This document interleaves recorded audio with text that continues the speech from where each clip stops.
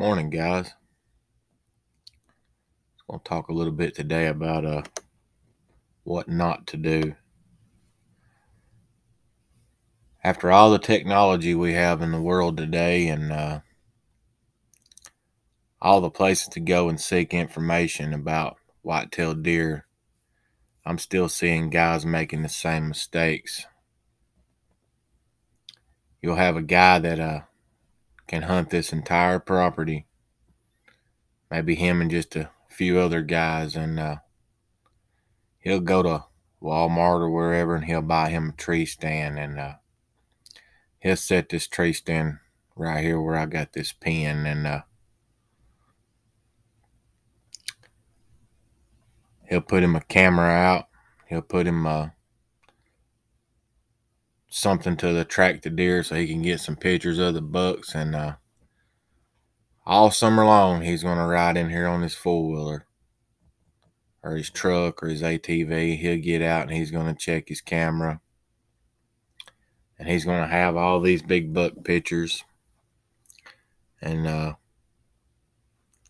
be very excited, showing them off at work, showing them to his friends, sharing them on social media, and then somewhere along the lines of, according to where he lives, if he's in the South, somewhere around October, all those bucks are going to disappear on him. And up north, it's going to be probably around late August, early September. There will do the same. And this whole time, he's been feeding these deer or bait, or maybe he's using mineral licks. Maybe he has a mock scrape, and now he don't know where to hunt because he was putting all of his chips on this spot where he was getting all these big bucks. And he has put so much human sin in here for the entire summer, and the deer tolerated it because they knowed he wasn't hunting, because he was just going from one spot back to the other. They knowed that that was his ground scent, and they seen where it was coming from. They could smell what he was doing, and they was probably bedding him, watching him, and when he would leave, they knowed it was safe. It's not a good idea to do things like this. If you're going to have permanent sets, best thing to do would be to have one maybe in this location to get the inventory of the deer. But you're going to need multiple sets. You can't hunt the same tree stand all year long, guys. I mean, there's nothing wrong with having, multiple setups. You can buy these lock-on stands these days fairly cheap if you're just going to leave them up. I mean, they're not going to be something portable where you can be, mobile with it. But you can get a decent lock on with a set of permanent sticks, for $100. So if you want to do this, you need to have at least 5 spots for different winds. And then that way, the deer can't key in on you as much. And this right here is a very, very bad setup. Doing this right here is a bad setup, in other words. You're going to need to stand, multiple locations to hunt this. If you're going to hunt this way, you'd be better off not having any stands and just hunt the ground. I mean, if you can't afford to put multiple sets up. So you might want to, who knows, like right over here, it looks pretty decent. You might want to hang a set right here, or you just cannot keep repeating and going to the same sets over and over and over and over and over and over. And you know what kills me about this? Now at least he's got 2 different sets. But what's crazy is you'll see people set up on these field edges. Maybe this would be planted in a big, nice food plot, or it could be corn or beans or whatever, the farmer planted in, or whatever the hunter planted it in, even if this was public land. What tickles me is you got some guys that sit on these big giant fields with a bow, and you got another guy tucked back up in here somewhere. He's hunting the bedding, he's hunting transition lines, trying to kill a big buck. Well, the fellow out here sitting in this field with his bow, when they meet back up at the truck, he'll be asking this guy, how many deer did you see? Well, I saw 27 deer, you know. And I'll ask this fella, how many did you see? He'll say, well, I didn't see any. Automatically, this guy, thinks he's the better hunter. Well, yeah, you may have saw 27 deer while sitting on a bow stand watching over a cornfield, but if they're 400 yards away, that's not really in distance for a bow. You know what I'm saying? So really, you didn't see anything. You just observed something. You could have done the exact same thing driving up and down these roads in your truck counting deer in fields, because that's pretty much what you did. The fellow that was over here hunting the transition lines or hunting feed trees or whatever, he was over here hunting where the big bucks are. He didn't see a deer. That doesn't mean he's not, the best hunter. Anybody can sit on these big open fields with a pair of binos and spot deer 400 and 500 yards out and count them. But until you get one in bow range under 30 yards or at 30 yards, no further than 50, then it didn't do you any good. And I have nothing against guys that does this. I'm just telling you that's not the most effective way to hunt deer. You need to be tucked back up on some transition somewhere, using the bedding, using cover, you need to learn how to read sign. 90% of the hunters these days still cannot read sign. And it's sad because there's so much information on the internet now. You can go to YouTube and you can type in anything you want to know, and there's going to be guys pop up. Dr. Ken Norberg's on there, man. Get in there and check him out. You got Dan Infalt, get in there and check him out. You got all kind of guys these days that are very intelligent, and you can learn from these guys. Some guys don't have a father or a grandfather or uncle or someone to take them hunting, and they make these mistakes. Now, if you're a gun hunter, sure, you could sit right here with a muzzle loader, pop one 200 yards, or a high-powered rifle 400 yards. Well, yeah, this would be a great setup, setting stands all around the field or opening where you can see for a mile if you can shoot a mile. But if you're a bow hunter, you don't need to be sitting there. There's no reason for it. You need to get out of the field. Just because you've seen 27 deer over here, them deer know you're there, brother and sisters. All you guys that's doing this, they know you're there. I see guys doing it on public land too. They'll be setting up. You'll be driving down the road on some public land and look, you'll see something glare in the sun, and there'll be a guy sitting like over here where this stand is that I just placed. You'll see him just sitting up there watching over a giant cornfield, and then the deer knows he's there. After you hunt one of these spots one time, they all know you're there. And for the private land hunter, if you're going to bait deer, get you a cell phone camera, set that baby up, just go in and feed the deer and stay out of there. Just stay out of it until that deer daylights on that cell phone camera. Then you go in and you try to figure out the wind and kill that deer. Don't beat this stand to death. Because if you do, you're not going to see nothing but spikes, 4-pointers, and yearlings. Maybe a 2-year-old every once in a while be dumb enough to come through here. And if you ain't seeing any bucks or something going on, you need to find your does. Because then if you got does, you're going to have bucks eventually. So I still see the same stuff here in the state I live in. The guys I live in Alabama, so we have a really long rifle season, and it spoils some of the guys because they're used to taking those long shots. We don't have as many bow hunters as you see in other places, And I wish that we did. I wish we had more bow hunters. I wish it takes more skill, to kill a deer with a bow, and it scares a lot of guys off. So I mean,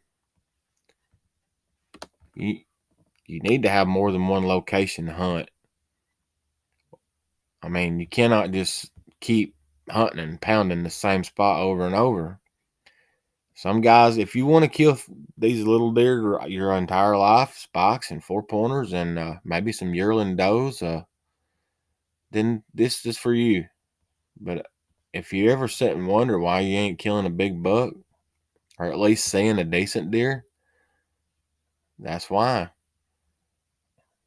This is what a property should look like. They should be multiple locations if you're going to have a permanent set. If you're going to have tree stands, don't just have one, have more than one. If this is a property where you are going to be able to hunt it all the time, you need more than one stand location. And even if you're being mobile and you're using like a beast stand or a summit climber, don't leave it in one spot. Do not hunt the same spot every weekend. I'm not saying you can't hunt here on October the 5th and then go back November the 5th and kill the deer. I'm not saying that. What I'm saying is do not hunt it every stinking time you go hunting. You need to have multiple setups like this right here. Nothing wrong with it, guys. If you're not moving around, you're not going to ever get that big buck. Or even a decent buck. One that you could be proud of. This should be more like what your map should look like if you're using maps. There's no reason on earth that your hunting setup should just look like one stand and a pile of corn in one spot. You could have a pile of corn and you want to be a baiter, you could put bait in front of all these sets. It's going to cost more money. I mean, I prefer to not have to do that, which, I do hunt over a little bit of bait in two locations. I got two locations that is baited, and I won't mess with it unless the deer are starting to hit it in daylight. And I got cell phone cameras sitting there, and when they ping, I get a picture of one. I know I start trying to pattern him. If I can't figure out a pattern, I leave him alone. If somebody else gets him, then somebody else gets him. That's just part of it. If you're going to be a baiter, if you're going to be a hunter and you have to get out and hunt, you're going to have to move to different locations. You can't just set up in one spot every time, same spot. And a lot of guys ain't paying attention to wind. They're not reading tracks. They're not reading droppings. They're not reading rubs and scrapes. If you don't know how to do that, you need to go to Google search and type in deer sign, how to read deer sign. There'll be a video pop up. There's going to be a lot of guys that can show you how to read deer sign, how to hunt with the wind. Because if you're not, all you're doing is just letting the deer know right where you're at every time. Every time you enter the woods and go to this one stand, or say it's this stand, and you just keep pounding it. You go there every weekend. You only get 2 days off a week, and maybe it rains one day. Maybe you only hunt it once a week. Still, guys, any mature buck in this area is going to know that there's a hunter there. They're going to smell you. They're going to smell where you've been. And there's no beating that. When you walk through here, ground scent, 3 to 4 days before that scent's gone. And if it don't rain, it could last longer than that. I don't really know, but I know that it lasts up to 3 days because I've had deer wig out on my deer cameras from me going and putting bait out, or from me changing a card before cell cams came out. You can't just sit there and just pound one spot over and over. If you're mobile, set up somewhere and hunt 4 hours. Later on that day, you just set up somewhere else, hunt 4 hours. I like to hunt 4 hours. That is my limit. I'm 4 hours on this spot, 4 hours on that spot, and I'm going to bounce around. And by me bouncing around, it keeps the mature buck that's in this area. There's going to be one dominant breeding buck and then a bunch of other bucks that are wanting to be a breeding buck. And they may sneak in and breed a few does here and there when the big buck's off with a doe, chasing her around, breeding her. So, I mean, there's not always just one breeding buck. There's going to be several in a square mile, which is 640 acres, that does more, than just getting run off. That one buck can't be in every spot at one time. So you're going to have multiple bucks that come through and do breeding. And the more mobile you are, the better chance you're going to have to kill these deer. I mean, I can see all sorts of good spots on this map, especially if this is public land. I've seen guys even on public land knowing that there's thousands of acres and thousands and thousands. You'll see their truck parked in the same spot every weekend, and you can walk in there and they'll be sitting in the same tree stand, the same area. Some guys are even going out now and hanging ladder stands on public land and just leaving them all year, like you know, like it's private. This should be more like what you should have in mind. Like, here's the one for the pond. That'd be good for a hot day. Might catch a deer with a drink of water. You need to hunt your corners. That's where deer funnel in the fields. There may be reasons for all this, but you need to read your deer sign, guys. I get frustrated watching other people hunt, and I know I shouldn't worry about how someone else is hunting. I should just worry about myself and just go. But when you enter the same way every time, and you're going to the same stand every time, and you're putting out your corn, and you're checking your cameras, and you're putting out your little gimmicks and stuff that you buy at the Walmart that the zombies go in every year and get, then you're being this one guy that's just got this one stand and he's sitting in this one spot because he can see a long way and he's seeing these deer out here. Well, if he ain't got a 30-06, 300 Magnum, a 270 or something where he can reach out and touch them, it ain't doing him any good. There wouldn't be no need to even have a bait pop if you're going to be a gun hunter. I was going to be a gun hunter, which I do some gun hunting, then I would rather be on foot, out walking around, spotting and stalking deer.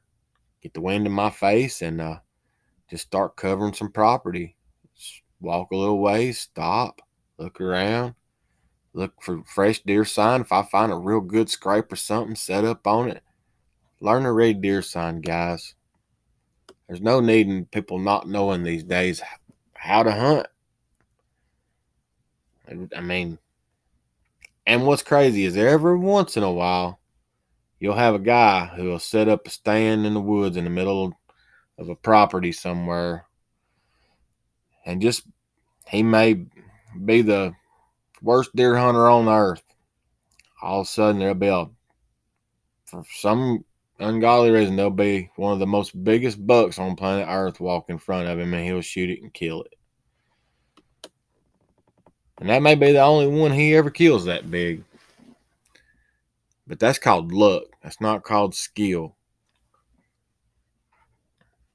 And another thing, you take a spot like we got mapped right here now. You've only got one spot. Well, first year you get a spot come in there. You just starting out hunting and pow, you got him. First deer ever. All right, you take him out, you haul him to the processor, go have him cut up, and you eat him. He's good, delicious, and you're happy about it. Second year in there, there's a little 4-pointer come through, and you get him, and you get the little 6-pointer that's in there. Well, over a period of time, the ones that you don't get start to grow up, and when they're out here and you're hunting the wrong winds and stuff, they start smelling you, and they're smelling your ground scent, and then the big bucks just won't come in here. They'll be somewhere else on the property, and they're going to be watching you. They'll be able to see where you're coming in, all your access routes. I've had deer where I have walked down like this creek over here, or road, whatever that is. So let's just say it's a creek. I have walked down like a creek like this right here and be scouting and kind of do a little J hook. All of a sudden you hear something and you look, and right over here is a doe or a small young buck just following your ground scent. And for some reason they'll do it. But that's because they're young. They don't know any better. But if that's what you want to do, is just harvest young deer and eat young deer, and then there's nothing wrong with it. But if you want to kill the big bucks, you're going to have to move around and have more than one stand location. There's nothing wrong with a permanent stand. You can harvest lots of deer with permanent stands, but you're going to need at least 4 or 5 of them. I say the minis you could possibly get one every year if you have to. Try to get 2 a year. Like I said, it's $100 per setup. So I think I can't remember some of the names that's out there right now. Primal, they have some good hang-ons, and they come with a couple sticks. That would get you high enough to shoot a deer. You could take and put this whole place like that. Just have different locations, and you can pull sets down and move them.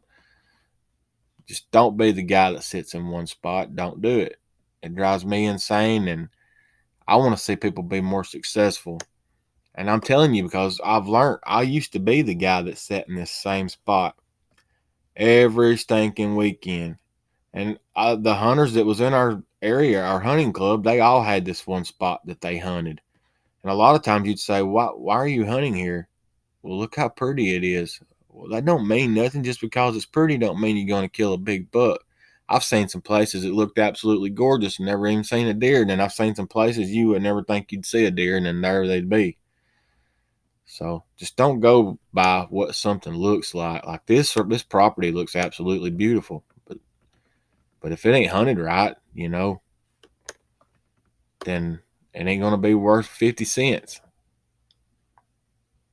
That old stuff, it looks like it's been blowed up and clear cut and logged over there, may be 10 times as better as this right here if somebody knows how to hunt it. But I really want to see guys step the game up a little bit. That's why I'm talking about this stuff right here. And anybody likes this app here, this is the new Spartan Forge app. Very nice app. And like thank Brother Bill Thompson for letting me use it. I'm on a little rant this morning. I've been going out on public land and seeing all the guys just going to the same spot over and over and over and over. It drives me crazy. So but if you want to be that guy, be the guy. I'm not against you for it. I'm just telling you, you're making a mistake. Be much better off moving around, even if it's 50 yards, man. 50 to 100 yards would at least keep your ground scent. Let some of it cool off. Like say you hunted here Monday, and Wednesday you moved over here, and Thursday you moved right here. At least, and come in from different routes. Don't always come in from the same way. If you can get in, park over here and do some J hooks, do some where you walk in the woods around this way or something. Try different things, guys. I don't understand why. And these guys have always got the biggest bucks on camera you've ever seen, and they're all there at 3 a.m. and they're waiting on them to daylight. Well, as soon as he comes, in daylight, I'll get him. But then again, you drove your four-wheeler up to the corn feeder and you filled it up with corn, and you checked your card, got back on your four-wheeler, smoked 3 Marlboro Lights and drank 4 packs of beer, and then you left. But if that's how you want to hunt that way. But I'm going to tell you, when you're shooting 4s and 6s and your neighbors over here shooting the ones you had on cameras, you would be wishing you'd done something like this. So this is what is not, don't do this right here, this one spot. Spread them out, guys. Broadcast them stands. Broadcast your locations. Be mobile. I don't care if you can't afford a base stand, if you can't afford Long Wolf Custom Gear, if you can't afford a Summit, you can afford a ground stool. Anybody can. I got them at Walmart for $20. Get you a cushion to sit on. Get you a turkey vest. Travel around. Be mobile, guys. Move around a little bit more. That'll be the end of the video. Thanks and God bless. And this is what not to do. Do not do this. Broadcast. Just like you're planting a field or a food plot. Broadcast them seeds. Let the stands be your seeds. Spread them out, guys. Hunt more than one location. Don't beat one spot to death. Learn to read sign. Thanks and God bless. This has been a Backwoods Studio production. Remember to like and subscribe. And if you would, check us out over on Facebook at Backwoods Mafia Inc.